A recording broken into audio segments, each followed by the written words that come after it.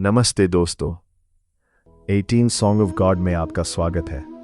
अध्याय 2 को सुनने के बाद अर्जुन के मन में एक बहुत बड़ा सवाल उठा, जो शायद आपके मन में भी आता होगा।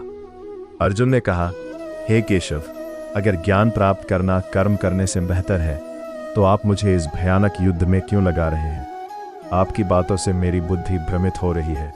कृपया मुझे कोई एक रास्ता बताइए जिससे मेरा कल्याण हो सके।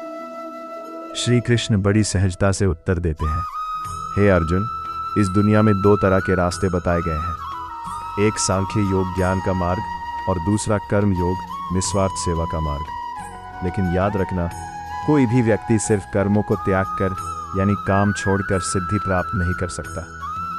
कृष्ण यहाँ एक कड़वा सच बताते हैं, कोई भी मनुष्य एक क्षण के लिए भी बिना कर्म किए नहीं रह सकता। प्रकृति के गुण सत्व रज तम आपसे जबरदस्ती कर्म करवाते ही हैं। जो व्यक्ति अपनी कर्मेंद्रियों को तो रोक लेता है, जैसे चुपचाप बैठ जाना, लेकिन मन ही मन उन इच्छाओं का चिंतन करता रहता है, उसे मिथ्याचारी या ढोंगी कहा जाता है। कृष्ण कहते हैं, वो व्यक्ति श्रेष्ठ है जो अपने मन से अपनी इंद्रियों को वश में करता है और बिना किसी स्वार्थ के कर्म करता है।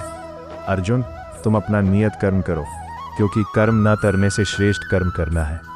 यहाँ तक कि तुम्हारे शरीर का निर्वाह भी बिना कर्म के नहीं हो सकता। आज बहुत से लोग काम से बचने के लिए रिटायरमेंट या ब्रेक की तलाश करते हैं।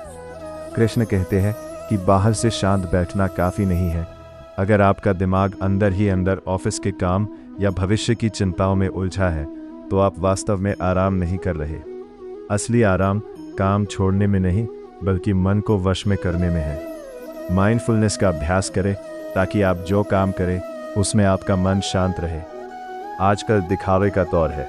लोग दिखाते हैं कि वे बहुत आध्यात्मिक या शांत हैं, पर अंदर लालच भरा होता है। श्री कृष्ण पाखंड के सख्त खिलाफ है। खुद के प्रति ईमानदार रहें। अगर आपको सफलता या पैसा चाहिए तो उसे स्वीकार करें और उसके लिए कर्म करें। अध्यात्म के नाम पर अपनी जिम्मेदारियों से भागना योग नहीं, बल्कि कायरता है। कृष्ण कहते हैं कि शरीर को चलाने के लिए भी काम करना पड़ेगा। छोटे छोटे काम जैसे सुबह उठना, एक्सरसाइज करना, अपना बिस्तर ठीक करना भी कर्म योग का हिस्सा है। जब आप अपने छोटे कामों को पूरी निष्ठा से करते हैं तो आपका अनुशासन यानी डिसिप्लिन बढ़ता है। अपने करियर और कर्तव्यों को भगवान की सेवा समझकर करें, फिर काम बोझ नहीं लगेगा। ओवर थिंकिंग का इलाज कर्म में है। जब भी आप बहुत ज़्यादा चिंता यानी एंग्जाइटी में हो तो बस कोई भी छोटा काम करना शुरू कर दे, जबकि एक्शन डर को ख़त्म कर देता है।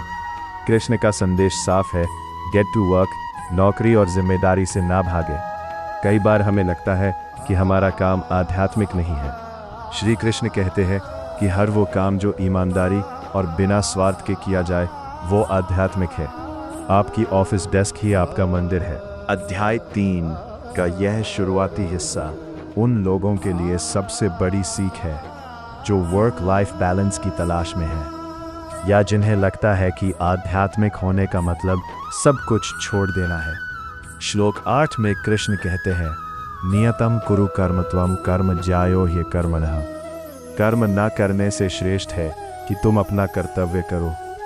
हम किसी काम को शुरू करने से पहले इतना सोचते हैं कि डर के मारे उसे शुरू ही नहीं कर पाते। श्री कृष्ण का मंत्र सरल है, जस्ट स्टार्ट। अगर आप जिम जाने, यूट्यूब शुरू करने या पढ़ाई करने के बारे में सिर्फ सोच रहे हैं तो आप अपनी ऊर्जा बर्बाद कर रहे हैं। छोटा ही सही, लेकिन पहला कदम उठाएं। एक्शन लेना ही चिंता का सबसे बड़ा इलाज है। श्लोक 6 में मिथ्याचारी, ढोंगी की बात की गई है, जो बाहर से शांत है पर अंदर इच्छाओं का तूफान है। हम अक्सर सोशल मीडिया पर खुद को बहुत हैप्पी और पीसफुल दिखाते हैं, जबकि अंदर हम तनाव और ईर्ष्या से भरे होते हैं। खुद से झूठ बोलना बंद करें। अपनी इच्छाओं को दबाने के बजाय उन्हें स्वीकार करें और उन्हें सही दिशा में मोड़ें। आहर से शांत दिखने की कोशिश करने के बजाय अपने काम कर्म में डूबकर आंतरिक शांति प्राप्त करें। कृष्ण कहते हैं कि कोई भी व्यक्ति एक पल के लिए भी बिना काम किए नहीं रह सकता। लोग सोचते हैं कि ध्यान मेडिटेशन का मतलब केवल आंखें बंद करके बैठना है।